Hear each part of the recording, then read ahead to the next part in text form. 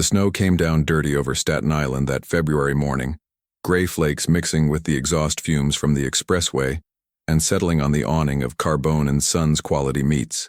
Vincent Carbone, Jr., stood behind the counter at 5:45 a.m., just as he had every morning since his 14th birthday, sharpening the cleaver against the whetstone in long, practiced strokes.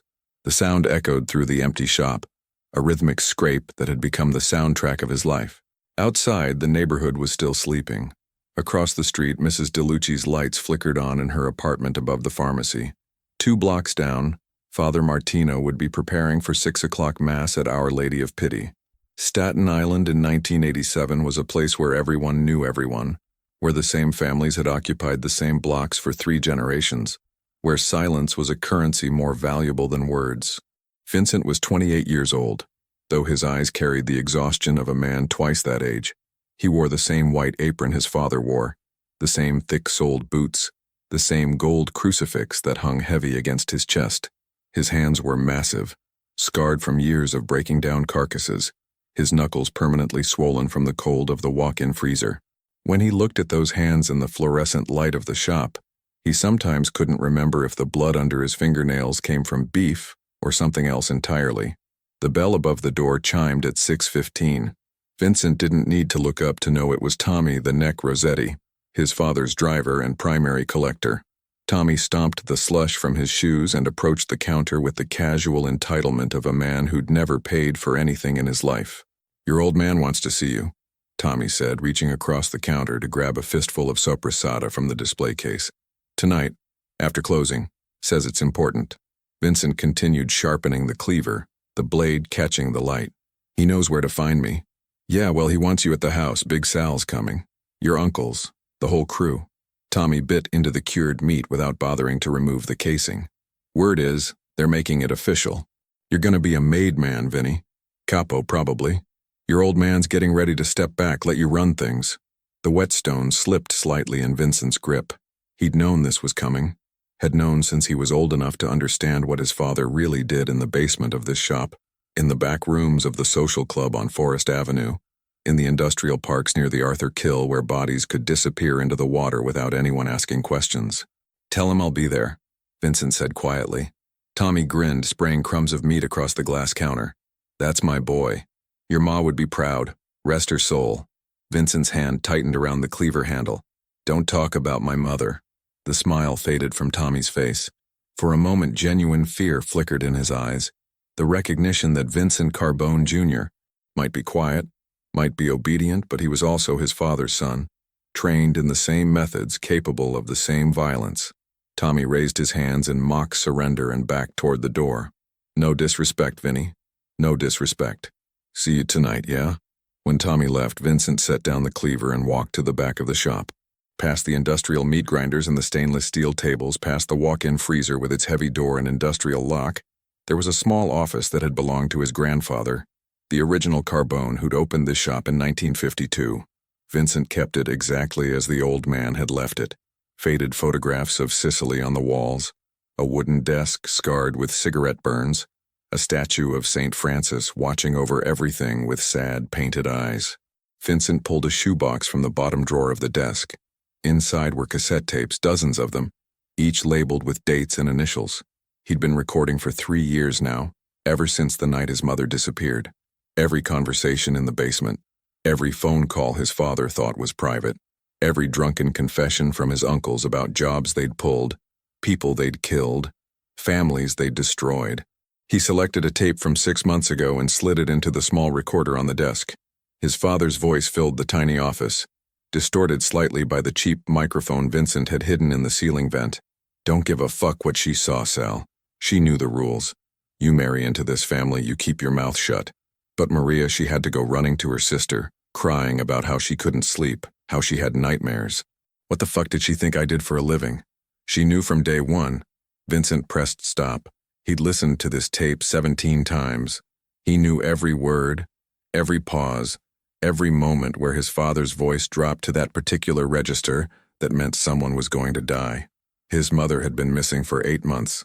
The official story was that she'd left, gone back to her family in Bensonhurst, couldn't handle the stress of being married to Vincent Carbone Sr. anymore. But Vincent had been in the shop the night she disappeared. He'd heard the arguing. He'd heard the sudden silence. And the next morning he'd noticed the fresh concrete in the corner of the basement, near the old coal chute that hadn't been used in 30 years. A customer came in at 7.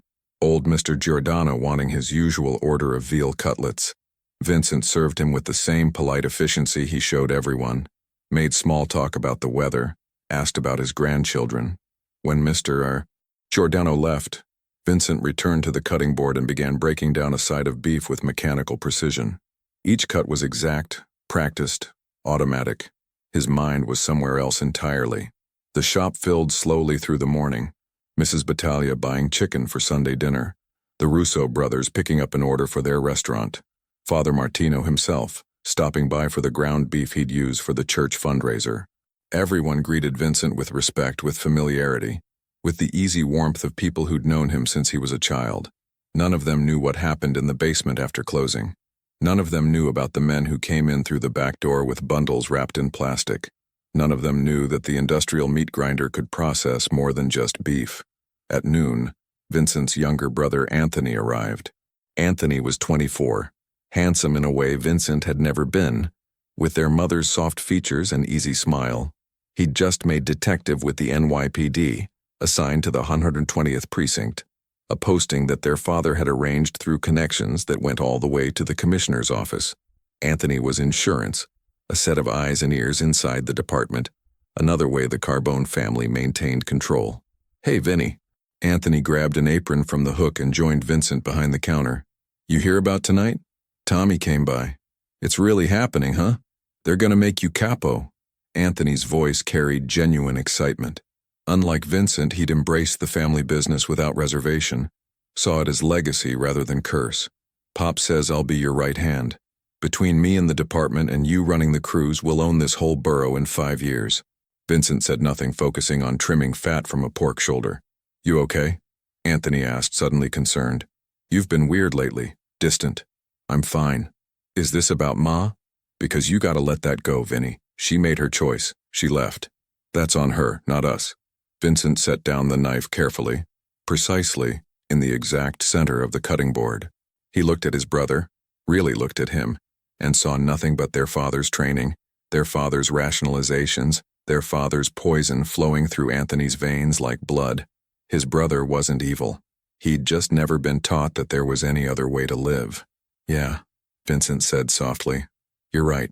I gotta let it go." The afternoon passed in the usual rhythm of commerce and conversation. Vincent filled orders, made change, discussed cuts of meat with the precision of someone who'd learned the trade from childhood. But inside, behind the mechanical motions and the polite smile, something was crystallizing. A decision that had been forming for months, maybe years, was finally taking solid shape. At 5 o'clock, Vincent flipped the sign to closed and locked the front door. Anthony had left an hour earlier to get ready for tonight's ceremony. The shop fell into silence except for the hum of the refrigeration units and the distant sound of traffic on Highland Boulevard. Vincent stood alone in the fluorescent light, surrounded by the tools of his trade, the knives and cleavers, the grinders and saws, the hooks hanging from the ceiling like a forest of steel. He went to the office and pulled out the shoebox again. 63 tapes now.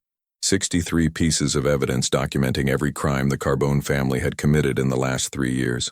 Murder, extortion, loan sharking, witness tampering, police corruption, everything. He'd documented it all with the patience of someone building a case, even though he'd never intended to take it to the police. The police were part of the problem. Half the department was on his father's payroll. Vincent selected a blank tape and loaded it into the recorder. He pressed record and began to speak. "My name is Vincent Michael Carbone, Jr. Today is February 14th, 1987. This is my confession." He talked for 40 minutes, his voice steady and emotionless, laying out the complete history of the Carbone crime family. He talked about his grandfather, who'd started with numbers running and loan sharking in the 1950s. He talked about his father, who'd expanded into labor racketeering and contract killing. He talked about the bodies buried under the shop, in the industrial park, weighted down in the Arthur Kill. He talked about judges and politicians and police captains who'd looked the other way in exchange for cash and favors. He named names, provided dates, described methods, and then he talked about his mother, Maria Carbone, née Russo, who'd made the mistake of developing a conscience, who'd started going to confession, really going, telling Father Martino things that no priest should have to hear, who'd confided in her sister that she couldn't live with the nightmares anymore, that she was thinking about talking to someone, maybe a federal prosecutor she'd heard about who specialized in organized crime cases. "My father killed her on June 23, 1986, Vincent said into the recorder. "He strangled her in the basement of this shop while my Uncle Sal held her arms. I heard it happen. I was upstairs in the office and I heard my mother begging for her life. I heard my father tell her that she'd brought this on herself, that she'd broken omerta, that she'd left him no choice." Vincent's voice cracked for the first time. He stopped, composed himself, continued. "They buried her under the concrete in the southeast corner of the basement. Her body is still there. Her wedding ring is still on her finger. I know because I helped mix the concrete and I saw my Uncle Sal throw her down there like she was garbage." He clicked off the recorder and sat in the silence that followed. Through the small window of the office, he could see the darkening sky, the streetlights beginning to flicker on along the avenue. In a few hours he was expected at his father's house for the ceremony that would officially induct him into the family business, that would mark him as the heir to an empire built on blood and silence. Vincent stood and walked to the wall where his grandfather's old calendar still hung, frozen on a date from 1983. Behind it he'd hidden something 3 months ago, a small revolver, a .38 snub nose that had belonged to his mother's father, a cop who'd died honorably, who'd never taken a bribe or looked the other way. Vincent had found it in his mother's things after she disappeared, hidden in a shoebox at the back of her closet. She'd probably been keeping it for protection, though in the end it hadn't saved her. He removed the gun and checked the cylinder, fully loaded. He slipped it into the pocket of his coat and walked through the shop one last time, turning off lights, checking locks, performing the closing ritual he'd done thousands of times before. Everything was in order. Everything was ready. At the front door, Vincent paused and looked back at the shop, his grandfather's legacy, his father's fortress, his own personal prison. The meat cases gleamed under the security lights. The floor was spotless, mopped and sanitized.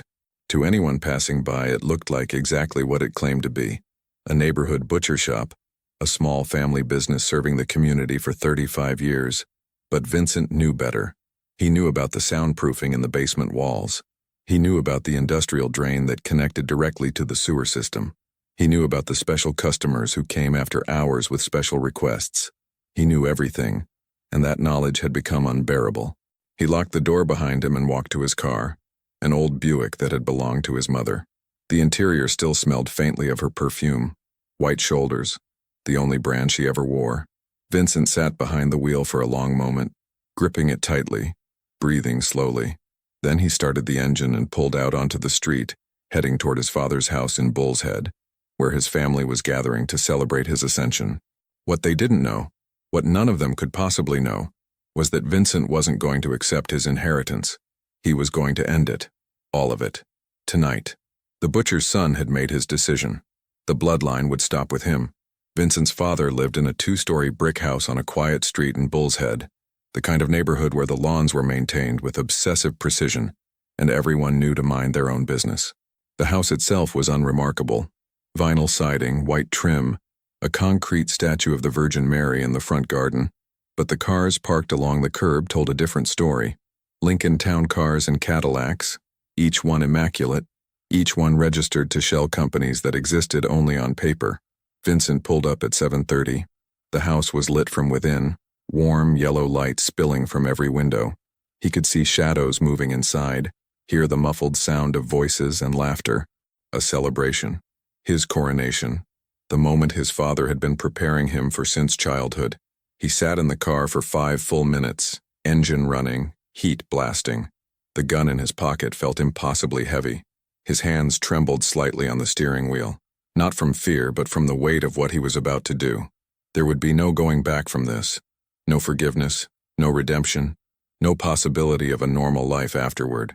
He was about to murder his father, his uncles, everyone who'd helped build and maintain the Carbone Empire. He was about to become exactly what they'd trained him to be, a killer. But maybe that was the only way to stop killers. Maybe you had to speak their language, use their methods, become the monster to destroy the monsters. The front door opened before Vincent reached it. His cousin Marco stood in the doorway, grinning, a tumbler of whiskey already in his hand. Marco was 32, his father's nephew, a capo in his own right who ran the family's operations in Brooklyn. He'd killed his first man at 19 and had never looked back. There he is. Marco pulled Vincent into a rough embrace, slapping his back hard enough to bruise. The man of the hour. Get in here, your old man's been asking for you. The house smelled like cigars and marinara sauce. Vincent's Aunt Teresa was in the kitchen, presiding over pots of pasta and trays of sausage and peppers, her face flushed from the heat of the stove. She looked up when Vincent entered and smiled the same sad smile she'd worn since his mother disappeared, a smile that said she knew more than she could ever admit. Vincent, baby, you eat yet? You look so thin. Come here, let me fix you a plate. I'm okay, Aunt Terry. Thank you. You're not okay. You never eat. Just like your mother, always worrying about everything. She crossed herself quickly, automatically, the way people did when mentioning the dead. God rest her soul. The living room was crowded with men Vincent had known his entire life. His Uncle Sal sat in the recliner by the window, his massive frame barely contained by the chair, his face red from years of heavy drinking. Uncle Paulie stood by the fireplace, thin and nervous, the family's accountant and attorney, the one who kept the legal facade intact. Big Sal Benedetto, his father's oldest friend and the underboss of the family, occupied the couch like a king on his throne, his expensive suit straining against his bulk. And in the center of it all, standing with his back to the television, was Vincent Carbone Sr. Vincent's father was 56 years old but looked older, his face lined and scarred, his hands thick and permanent stained despite constant washing. He wore a crisp white shirt and dark slacks, his thinning hair slicked back with pomade, his gold jewelry catching the light, rings, watch, crucifix, the uniform of his position.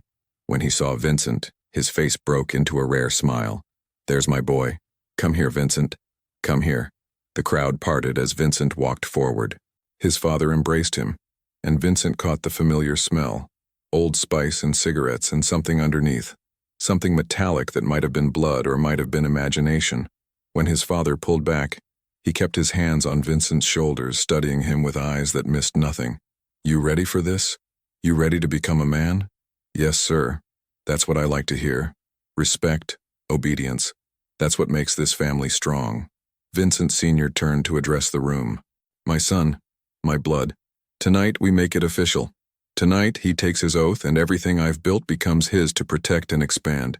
The Carbone name will continue for another generation. The men in the room applauded, raised their glasses. Anthony stood near the fireplace beaming with pride, already drunk on the power he'd inherit as Vincent's second in command. Tommy the Neck was there, and Frank DeLuca and Joey Scarpacci, all the soldiers and capos who formed the muscle of the organization, all the men who'd participated in the violence, who'd pulled triggers and swung baseball bats and disposed of bodies in the middle of the night, all the men who knew what happened to Vincent's mother and said nothing. Vincent's father led him through the house, past the kitchen where Aunt Teresa was still cooking, down the hallway to his office, the real office, the one where business was actually conducted. It was a masculine space, all dark wood and leather, with filing cabinets that contained nothing incriminating and a safe hidden behind a painting of Mount Vesuvius. Vincent had been in this room 100 times, had sat in the chair across from his father's desk and received instructions, assignments, orders. Tonight, his father gestured for him to sit on the leather couch while he poured 2 glasses of scotch from a crystal decanter. This was your grandfather's, Vincent Sr. said, handing him a glass. He bought it in 1949, right after he came over from the old country, saved for 6 months to afford it. He told me that good scotch was the mark of success in America, that it meant you'd made it out of the gutter. They drank in silence. The scotch burned going down, smooth and expensive. I want to tell you something, Vincent Sr. said, settling into his desk chair with a sigh. Something I've never told you before. About your mother. Vincent's hand tightened on the glass. You don't have to. Yeah, I do. You're gonna be capo now. You're gonna have to make hard decisions, decisions that'll keep you up at night. You need to understand why those decisions are necessary.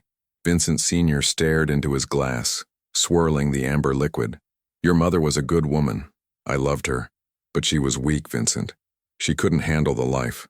She started asking questions, started expressing doubts. And worst of all, she started talking. Not to the cops, not yet, but to her sister, to that goddamn priest. It was only a matter of time before she said something that got people killed. Got you killed, got your brother killed. So you killed her first. Vincent Sr. looked up sharply. For a moment, the mask slipped, and Vincent saw real anger flash across his father's face. Then it was gone, replaced by the calculating coldness that had kept him alive and powerful for 30 years. Is that what you think? That's what I know.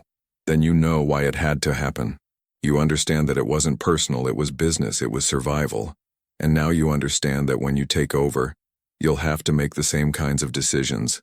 You'll have to put the family first, always, even when it hurts, even when it costs you something precious. That's what separates us from the weak, Vincent. We do what needs to be done. Vincent set down his glass very carefully, very precisely, in the exact center of the coffee table. He looked at his father, really looked at him, and saw a man who'd rationalized every evil act, who'd convinced himself that brutality was strength and murder was duty, who'd built an entire identity around violence and called it honor. You're right, Vincent said quietly. I understand now. I understand completely. Vincent Sr. smiled, relief and pride mixing on his face. I knew you would. You're my son. You've got my blood, my strength. Tonight, when you take your oath, you'll swear to protect this family with your life. And I know you mean it. I know you'll do whatever it takes. Whatever it takes, Vincent echoed. They rejoined the gathering in the living room. More men had arrived. Soldiers from the Gambino family, representatives from the Genovese crew, all the allied families sending their respects and their tacit approval of the transition of power. This was how it worked in their world. Succession had to be sanctioned, recognized, witnessed. Otherwise, it was just a power grab, an invitation to war. Big Sal Benedetto called for silence and began the ceremony. It was part Catholic ritual, part old Sicilian tradition, a blend of religion and criminality that would have been absurd if it weren't so deadly serious. Vincent stood in the center of the room, surrounded by made men, while Big Sal recited the oath in Italian and English. Vincent Michael Carbone, Jr., do you swear to honor this family above all else? To protect its secrets with your life? To obey the orders of your superiors without question? To exact vengeance on the family's enemies without hesitation? I do. Do you understand that this oath is binding until death? That betrayal means death? That the family is your blood, your religion, your only true loyalty? I understand. Big Sal produced a small needle and pricked Vincent's finger, letting a drop of blood fall onto a holy card. Saint Christopher, patron saint of travelers. He lit the card with a lighter and handed it to Vincent, who held it while it burned, feeling the heat against his palm. As this card burns, so will your soul burn if you betray this oath. May God have mercy on you if you forget your duty. Vincent let the burning card fall into an ashtray. Around him, the men applauded again. His father embraced him. Anthony hugged him, whispered congratulations. Uncle Sal kissed both his cheeks in the old way. He was officially made now, officially part of the family, officially condemned to continue the cycle of violence that had defined the Carbone name for 3 generations. Except he wasn't going to continue it. He was going to end it tonight. Dinner was served in the dining room. Aunt Teresa's Sunday gravy with sausage and meatballs, fresh bread from the bakery on Forest Avenue, salad with oil and vinegar, wine that cost more per bottle than most people made in a week. The men ate with the enthusiasm of people who'd never missed a meal, talking loudly, telling stories, laughing at jokes Vincent had heard 1,000 times before. He sat at his father's right hand, the position of honor, and pushed food around his plate without eating. His mind was racing, calculating, planning. There were 15 men in this house right now, all of them armed, all of them trained killers. His .38 had 6 bullets, not nearly enough. He'd have to be smart about this, strategic. He'd have to get them alone, one at a time or in small groups. He'd have to make it look like something else. A robbery, maybe, or an attack by a rival family. Or maybe he didn't have to hide it at all. Maybe the point was to make it obvious, to make it undeniable. This was the Carbone family destroying itself from within. This was the heir rejecting his inheritance in the most final way possible. After dinner, the party moved back to the living room. Cigars were lit. More whiskey was poured. The conversation turned to business. Territories that needed attention, collections that were running behind, a restaurant owner on Highland Boulevard who was refusing to pay protection money and needed to be reminded of his obligations. "Vincent, this is your first assignment as capo," his father said, blowing smoke toward the ceiling. "This guy Moretti, he owns the pizzeria near the mall. He's been dodging Tommy for 3 weeks, making excuses, acting like he doesn't understand how things work. I want you to go talk to him. Make him understand." "What if he doesn't want to understand?" Vincent asked. His father smiled. "Then you make him understand the hard way. Take Anthony with you. Good experience for him. Show him how it's done." Around 11 o'clock, people started leaving. The men from the other families departed first, shaking hands, offering final congratulations. Then the outer circle of soldiers left, heading back to their own neighborhoods, their own lives. By midnight, only the core family remained.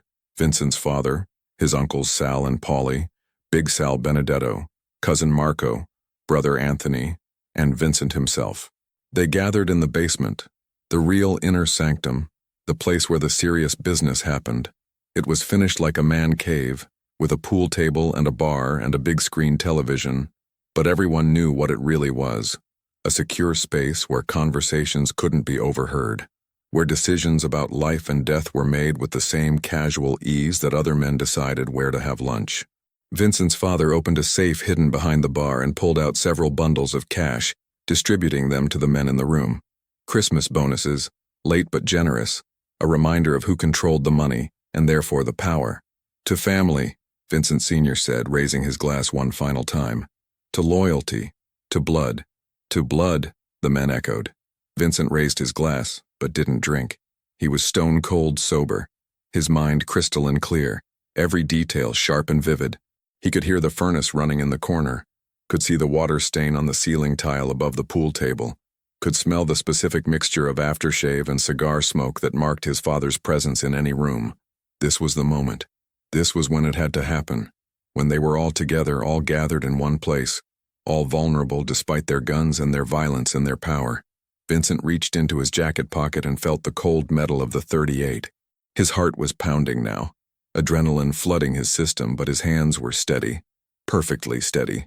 "Dad," Vincent said quietly, "I need to tell you something." Vincent Sr. turned, his face still flushed with pleasure from the evening's events. "What is it, son?" "I know where Mom is, I've always known." The room fell silent. Every man turned to look at Vincent, their faces showing various degrees of surprise and concern. Anthony's eyes went wide. Uncle Sal's hand moved instinctively toward the gun under his jacket. Only Vincent's father remained calm, his expression unreadable. "Is that so?" Vincent Sr. said carefully. "She's in the basement of the shop, southeast corner, under the concrete that Uncle Sal poured on June 24, 1986. She's been there for 8 months, wearing her blue dress. Her wedding ring is still on her finger."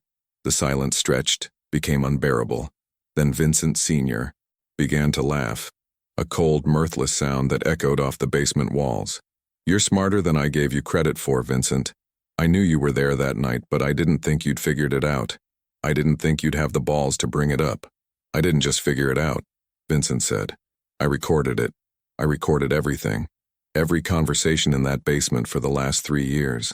Every phone call you thought was private. Every confession, every admission, every casual mention of every crime this family has committed. 63 tapes, all labeled, all dated, all stored somewhere safe." The temperature in the room dropped 20 degrees. Vincent's father stood up slowly, his face turning red, the veins in his neck bulging. "What the fuck did you just say?" "I said I've been documenting everything, building a case. And tonight, I'm ending it. All of it. This family, this business, this cycle of violence that's poisoned 3 generations. It stops with me." Uncle Sal moved first, going for his gun, but Vincent was faster. He pulled the .38 and fired in one smooth motion, catching Sal in the chest. The big man staggered backward, crashed into the bar, slid to the floor. The gunshot was deafening in the enclosed space, the smell of cordite immediate and overwhelming. For a frozen second, nobody moved. Then chaos erupted. Vincent fired again before anyone could react, putting a bullet in Big Sal Benedetto's throat. The underboss made a wet, gurgling sound and collapsed, blood spraying across the pool table's green felt. Uncle Paulie scrambled for the stairs, screaming, and Vincent let him go. The accountant was unarmed and terrified, never truly a killer despite his complicity. But Cousin Marco was armed and trained. He dove behind the bar and came up shooting, his automatic barking 3 times in rapid succession. One bullet punched through the drywall next to Vincent's head, showering him with dust. Another shattered the television screen. The third went wild, embedding itself in the ceiling. Vincent flipped the pool table with strength born from years of hauling sides of beef, creating a makeshift barrier. He crouched behind it, his ears ringing from the gunfire, his mind working with frantic clarity. 3 bullets left in the .38. 5 men still alive in the house, including his father and brother. "Vincent!" His father's voice carried over the chaos, loud and commanding even now. "Vincent, stop this. We can talk about this. Whatever's wrong, we can fix it." "There's nothing to fix," Vincent shouted back. "You killed Mom. You killed dozens of people. You turned Anthony into a corrupt cop and me into an accomplice to murder. You poisoned everything you touched and you called it family. You called it honor. But it was just violence, just evil." Another shot from Marco, this one closer, splintering the edge of the pool table near Vincent's shoulder. Vincent blind-fired back, heard a grunt and a crash. When he risked a look around the table, he saw Marco on the floor, clutching his stomach, his gun fallen 3 feet away. Vincent's father stood near the stairs, his own weapon drawn now, pointed directly at Vincent's position. In the harsh fluorescent light of the basement, he looked ancient, demonic, his face twisted with rage and betrayal. Behind him, Anthony had pulled his service revolver, his hand shaking so badly the gun wavered in the air. "You're gonna kill your own brother?" Vincent's father asked, his voice cold. "Your own blood? After everything I've done for you? After everything I've taught you?" "Everything you taught me was wrong," Vincent said. He stood slowly, emerging from behind the table, his gun raised but not aimed at anyone in particular. "You taught me that power comes from fear, that respect comes from violence, that family means blind obedience to a code that values silence over justice, loyalty over love. You taught me how to be a monster, Dad. And you know what? I learned really well." "Vincent, please." Anthony stepped forward, his voice breaking. "Don't do this. We're family. We can work this out. Put down the gun and we'll figure something out together." "You mean like you figured out how to help them kill Mom? Or how you've been covering up murders for the family through your badge? You're as guilty as they are, Anthony. Maybe more, because you had a choice. You could have been a real cop, a good cop, instead you became their tool." Tears were streaming down Anthony's face now. "I did it for us, for our future, so we'd be protected, so we'd be powerful. I did it because I love you, Vinny. You're my brother." "I know," Vincent said softly. "That's the worst part. You really believe that?" He shot Anthony first, a clean shot to the shoulder that spun him around and dropped him to the ground, his service weapon clattering across the concrete floor. Not fatal, not if he got medical attention soon, but enough to take him out of the fight. Vincent didn't want to kill his brother. Despite everything, despite the corruption and the complicity, Anthony was still the kid who'd shared his bedroom growing up, who'd cried at their grandmother's funeral, who'd never quite lost that spark of innocence that Vincent had seen snuffed out in himself years ago. But his father, that was different. Vincent Carbone Sr. fired 3 times in rapid succession. One bullet grazed Vincent's left arm, leaving a burning track across his bicep. Another punched through his coat but missed flesh. The third hit him in the side just below the ribs, and Vincent felt his legs buckle. The pain was immediate and overwhelming, white hot, taking his breath away. He went down to one knee, his vision blurring. Blood was spreading across his shirt, hot and wet. He could feel it pumping out with each heartbeat, knew he didn't have much time. His father approached, slowly, cautiously, his gun still raised. "You stupid boy," Vincent Sr. said, his voice filled with genuine sorrow beneath the anger. "You could have had everything, the whole empire, respect, power, money, but you threw it away for what? For your mother? For some misguided sense of morality? She was weak, Vincent, just like you. I thought I'd raised you better than this." "You did raise me," Vincent managed to gasp out. "You raised me to do whatever needs to be done. You raised me to put family first, and that's exactly what I'm doing. I'm protecting my family, my future family, the children I'll never have now, from becoming what you are. I'm ending the bloodline. I'm ending the curse." He raised the .38 with the last of his strength, 2 bullets left. His father's eyes widened in understanding a moment too late. Vincent fired once, catching him center mass. Vincent Sr. staggered backward, surprise and pain etched across his face. He tried to raise his own weapon, but his hand wouldn't cooperate. Blood bubbled from his lips as he tried to speak. Vincent fired the last bullet into his father's heart. Vincent Carbone Sr. dropped like a puppet with its strings cut, his gun falling from nerveless fingers, his body crumpling to the concrete floor. For a moment he lay there gasping, his eyes locked on his son's face, and Vincent saw understanding dawn in them.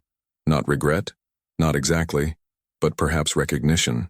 His father finally saw what he'd created, what his life of violence had wrought. Then the light faded from his eyes and he was gone. Vincent dropped the empty revolver and pressed his hand against the wound in his side. The basement was a scene from hell. 3 bodies on the floor, blood pooling on the concrete, the air thick with gun smoke and the copper smell of death. Cousin Marco was still alive, barely, his breathing shallow and ragged. Anthony was conscious, writhing on the ground, clutching his shattered shoulder and screaming his brother's name. Vincent! Vinny, please, help me, call an ambulance. Vincent ignored him. He had minutes, maybe less, before he bled out, or the shock took him. He had to finish this.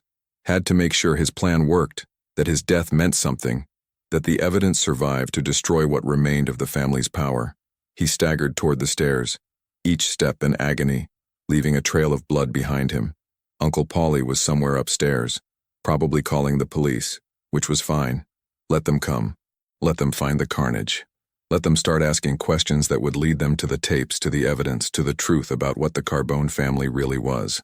In the living room, Aunt Teresa stood frozen by the kitchen doorway, her hand pressed to her mouth, her eyes wide with horror. She'd heard the gunshots, had probably heard everything. When she saw Vincent, covered in blood, she made a small, wounded sound. "Oh, Vincent. Oh, my sweet boy.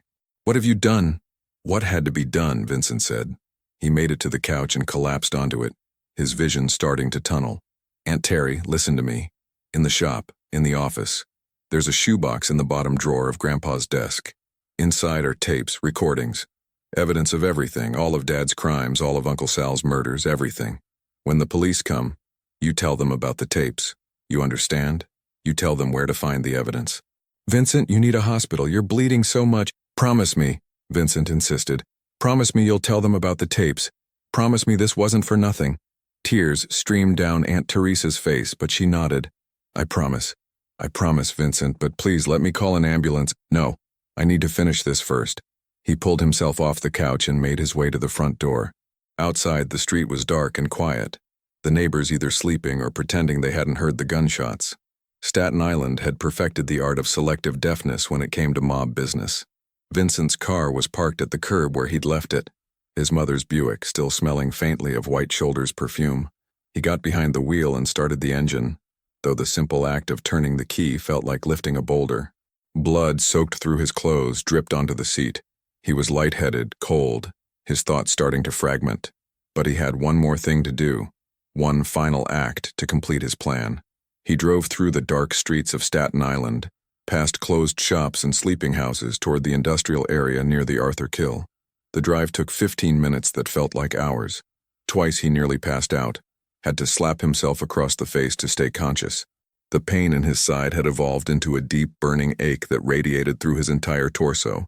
The industrial park was deserted at this hour, abandoned warehouses, rusting storage tanks, cracked pavement overtaken by weeds.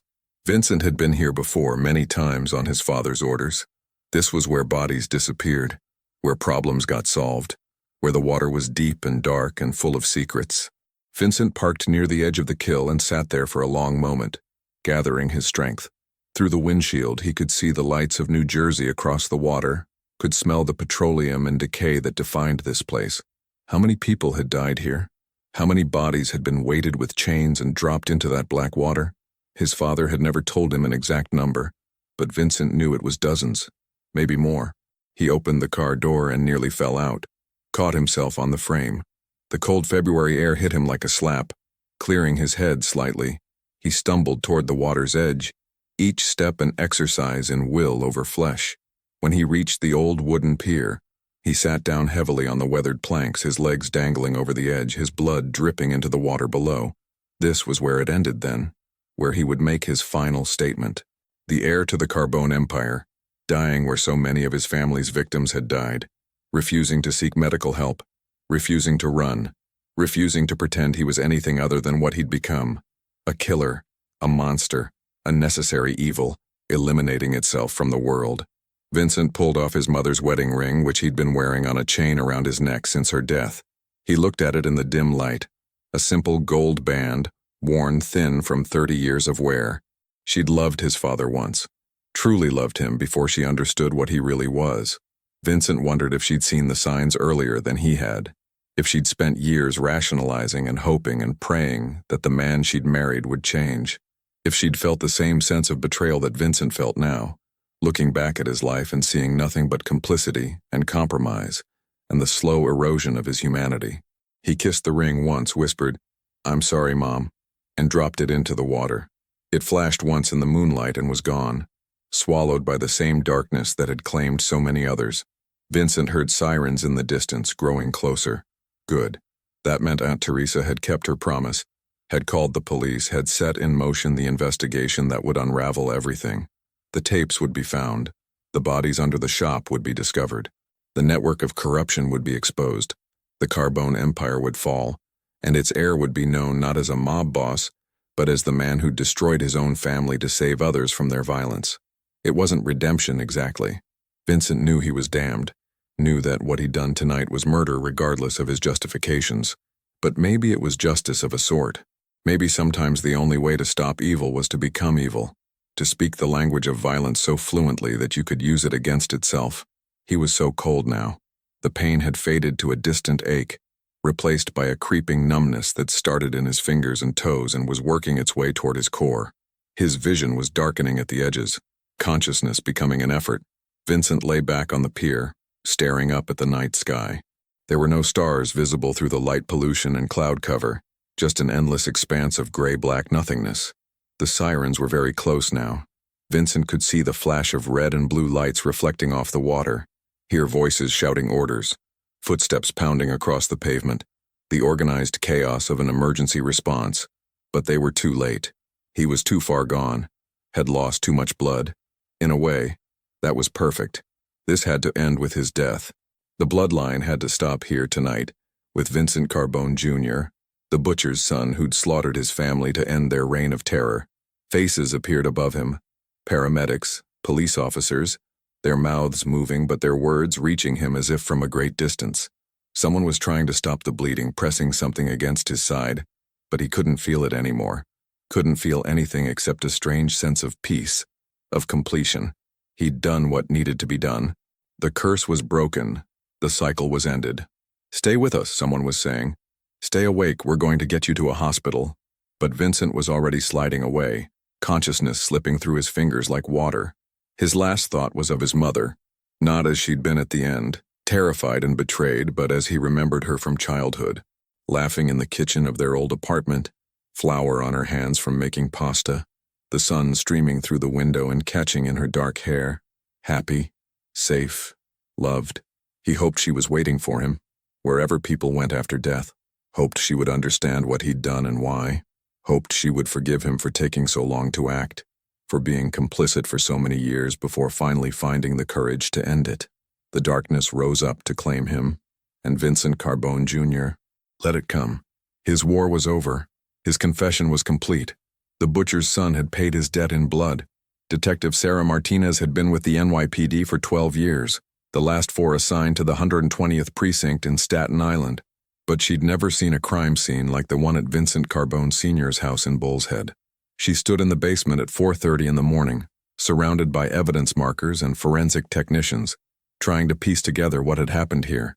3 dead in the basement. Vincent Carbone Sr., head of the Carbone crime family, Salvatore Big Sal Benedetto, his underboss, and Salvatore Carbone, Vincent's brother and a capo.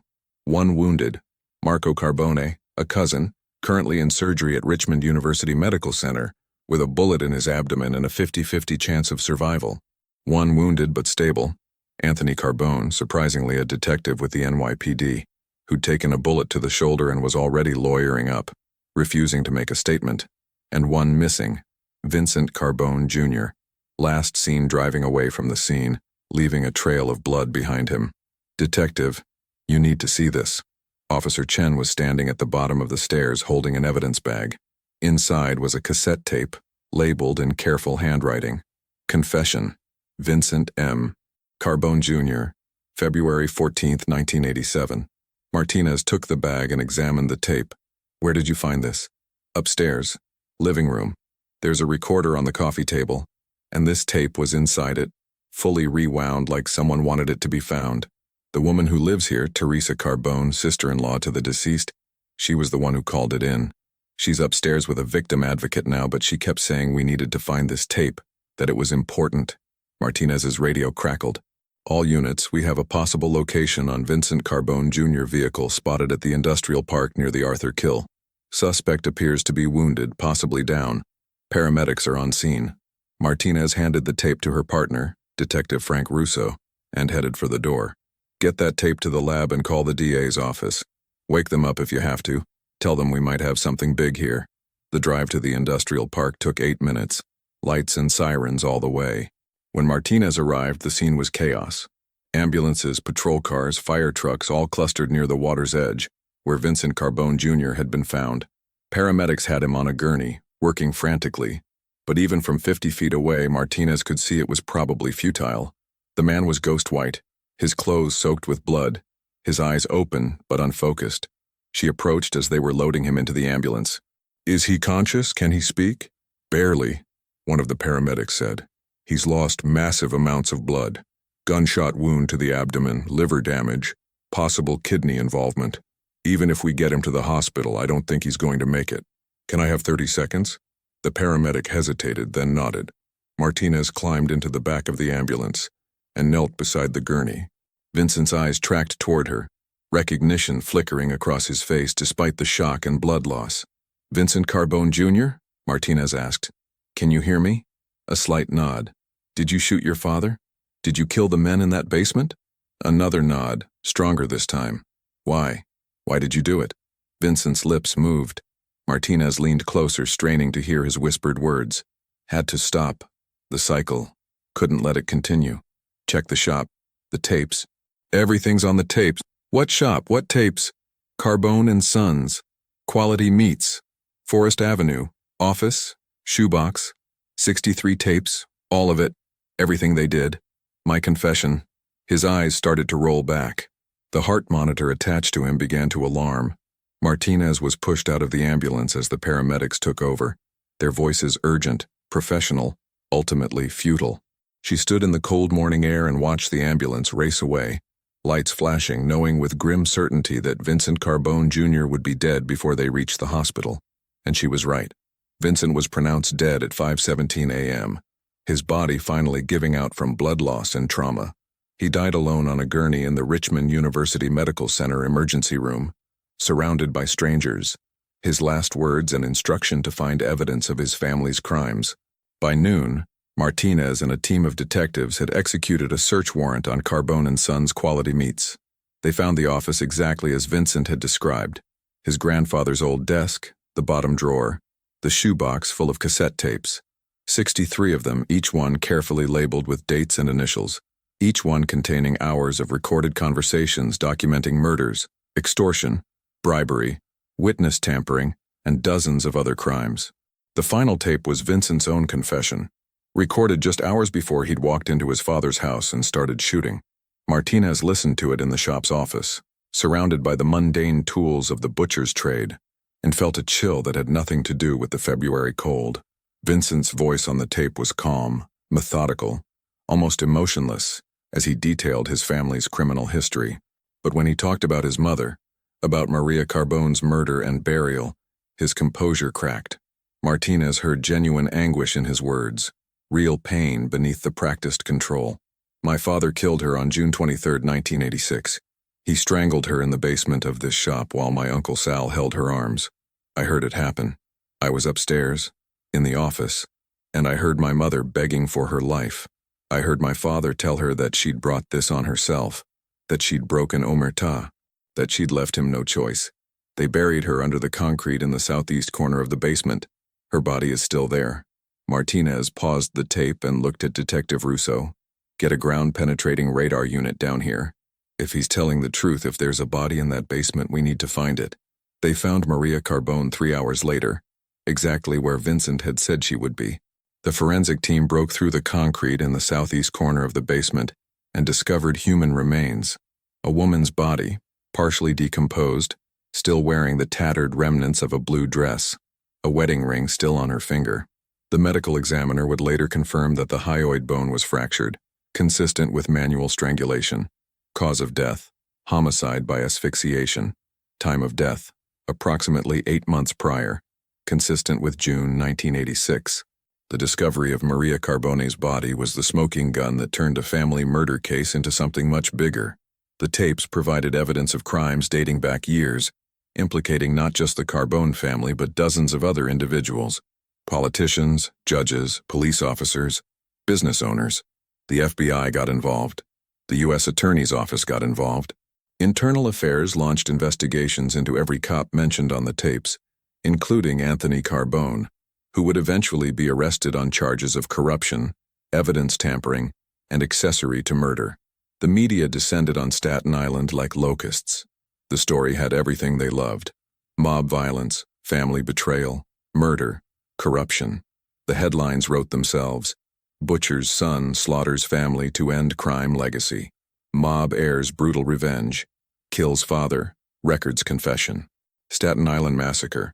One man's war against his own blood. But Sarah Martinez, who'd spent weeks listening to the tapes and piecing together the full story, thought those headlines missed the point. This wasn't a story about revenge, or even really about violence. It was a story about a man who'd been raised in poison, who'd spent his entire life complicit in evil, and who'd finally found the courage to end it, even though ending it meant destroying himself in the process. She thought about Vincent Carbone Jr. often in the weeks and months that followed. As the investigation expanded and more arrests were made, she thought about what it must have been like for him, growing up in that house, learning his father's trade in more ways than one, being groomed from childhood to take over an empire built on suffering, watching his mother die for the crime of developing a conscience. What kind of strength did it take to break that cycle? What kind of desperation? Martinez visited Carbone & Sons one afternoon in March, after the crime scene tape had been removed but before the property had been sold. The shop was empty, silent, already gathering dust. She stood behind the counter where Vincent had stood every morning for 14 years, sharpening knives and serving customers, living a double life as both neighborhood butcher and mob enforcer. On the wall behind the register, someone had hung a photograph. Probably Vincent, probably recently. It showed a young couple on their wedding day, Vincent Carbone Sr. and Maria Russo, young and smiling, full of hope and possibility. They looked happy. They looked normal. They looked like any other couple starting their life together, with no idea of the tragedy that awaited them. Martinez thought about the cycle of violence that had consumed the Carbone family for 3 generations. She thought about all the victims, not just the people the family had killed, but the family members themselves, trapped in a system that demanded loyalty over morality, that called murder duty and called silence honor. She thought about Vincent Jr., who'd been both victim and perpetrator, who'd spent years being complicit before finally taking the most brutal action possible to stop the machine he'd been born into. Was he a hero? A murderer? Both? Neither? Martinez didn't have an answer. She wasn't sure there was one. What she did know was that the Carbone family was finished. The trials would continue for years. Anthony Carbone would eventually be convicted and sentenced to 15 years in federal prison. Marco Carbone would survive his wounds only to face multiple murder charges. Uncle Paulie would turn state's evidence in exchange for a reduced sentence. Dozens of other people would be arrested, charged, convicted. The criminal network that the Carbone family had built over decades would be systematically dismantled. And it had all started with one man, standing in his father's basement with a gun and a decision: end the bloodline, or become its continuation. Vincent had chosen to end it, and in doing so, he'd saved people he would never meet from violence that would never now occur. The restaurant owners who wouldn't be extorted, the witnesses who wouldn't be intimidated, the rivals who wouldn't be murdered. All the future victims of a crime family that no longer existed because one man had been willing to become the monster to destroy the monsters. The shop's answering machine was still connected, still blinking with messages. Out of curiosity, Martinez pressed play. The messages were from before the massacre. Customers asking about orders, Mrs. Battaglia confirming her Easter lamb, Father Martino checking on the ground beef for the church fundraiser. Normal life, continuing obliviously while Vincent Carbone Jr. planned the destruction of his entire family. The last message was from Vincent's Aunt Teresa, left on February 14th at 4:30 p.m., hours before the shooting. "Vincent, it's Aunt Terry. I just wanted to call and tell you how proud your mother would be of you tonight. I know she's watching from heaven, and I know she's smiling. You're a good boy, Vincent. You always have been. No matter what anyone says, no matter what you've had to do for the family, you're a good boy. Your mother knew that. She loved you so much. She loved you and Anthony more than anything in this world. I just wanted you to remember that tonight. I love you, sweetheart. I'll see you at the house." Martinez turned off the machine. She stood in the silent shop for another moment, then locked the door behind her and walked out into the March sunshine. Staten Island was coming back to life after the long winter. Trees budding, people emerging from their houses, the borough shaking off the darkness and cold. But the darkness would never completely fade. The Carbone family's crimes were etched into the history of this place, into the concrete and the water and the memories of people who'd lived in fear for so long. And Vincent Carbone Jr.'s final act, his massacre, his confession, his suicide, was now part of that history too. A cautionary tale, a tragedy, a strange, brutal redemption. Sarah Martinez returned to the precinct and added her final notes to the case file. The physical investigation was essentially over. The trials would take years, but the detective work was done. She closed the file and placed it in the cabinet, then paused. On impulse, she opened the file again and added one more notation. A personal observation that had no legal bearing but felt important to record nonetheless. Vincent Carbone Jr. spent his entire life in the shadow of his family's violence. He was complicit in their crimes. He was an enforcer, an accomplice, a mob heir. By most definitions, he was a criminal and a killer. But in his final act, he chose to end the cycle rather than continue it. He chose to destroy the empire he was meant to inherit. He chose truth over loyalty, justice over blood, even knowing it would cost him everything: his family, his freedom, his life. History will judge him harshly, and perhaps that judgment is deserved. But history should also record that when faced with the choice between becoming like his father or dying to stop his father's legacy, Vincent Carbone Jr. chose death.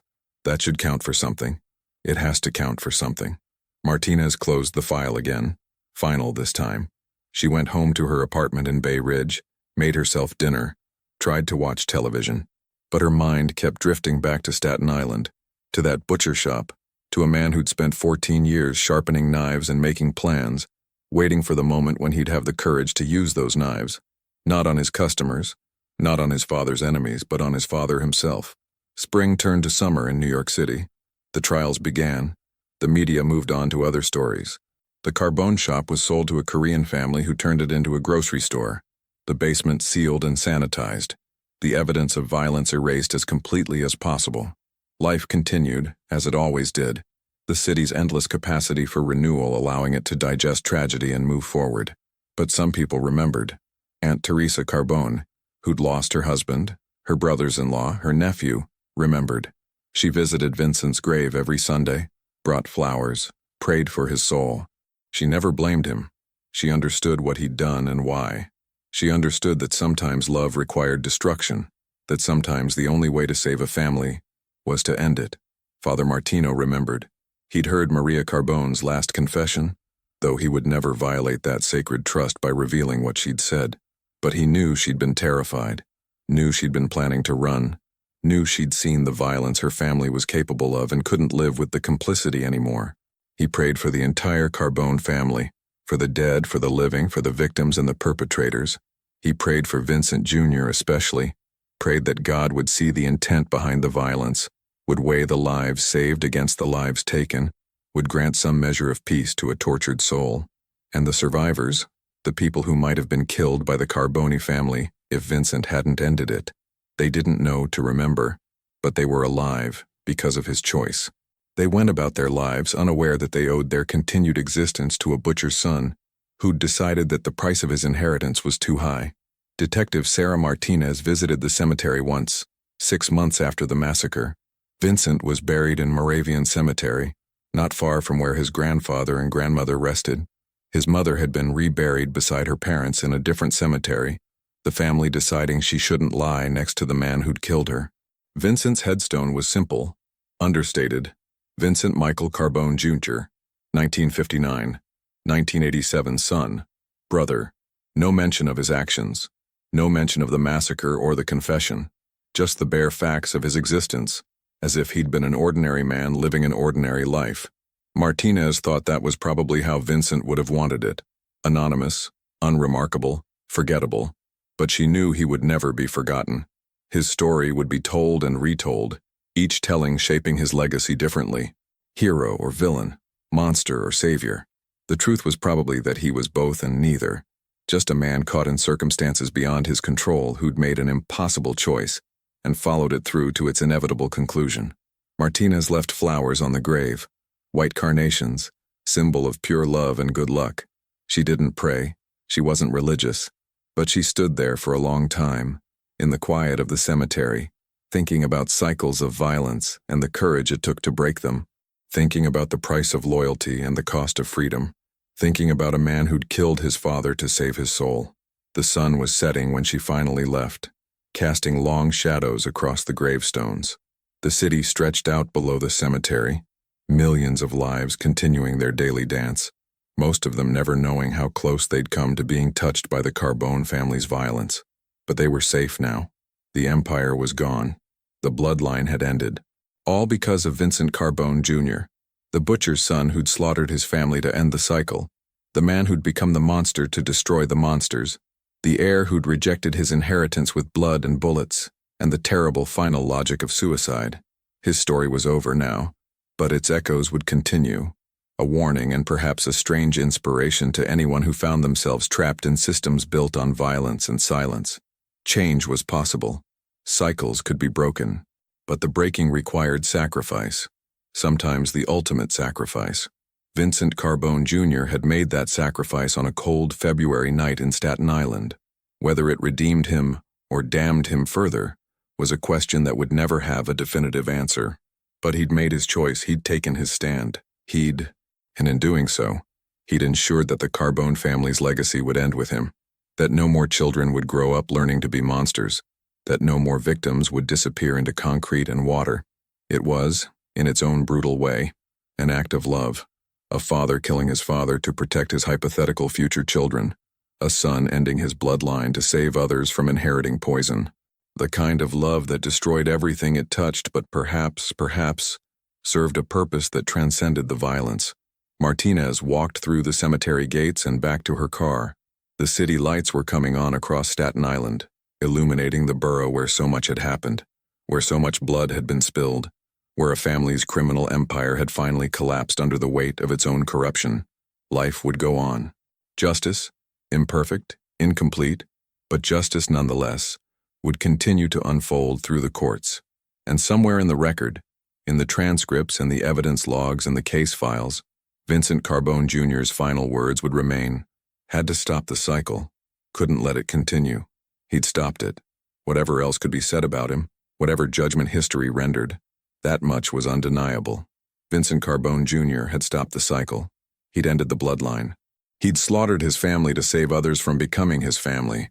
And now his story was complete, written in blood and bone and the ashes of everything he'd destroyed to break free.